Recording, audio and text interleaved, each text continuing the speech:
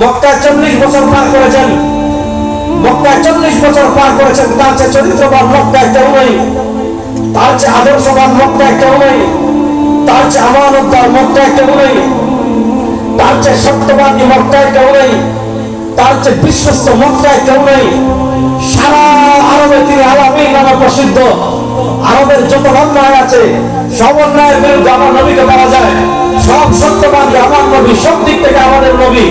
প্রশ্ন হলো, পুরা আরব যার ফ্রেন্ড, পুরা মক্কা যার ভক্ত, পুরা কুরাইশ যার ভক্ত, বনু হাশিম যার ভক্ত, বনু আব্দে মানাফ যার ভক্ত, পুরা আরবের যুবকরা যার ভক্ত, পুরা আরবের শ্রমিকরা যার ভক্ত, পুরা আরবের নারীরা যার ভক্ত, শিশুরা যার ভক্ত, তিনি শুধু একটা কথা বলেছিলেন, ইয়া আইয়ুহান নাস কুলু লা ইলাহা ইল্লাল্লাহ তুফলিহুন।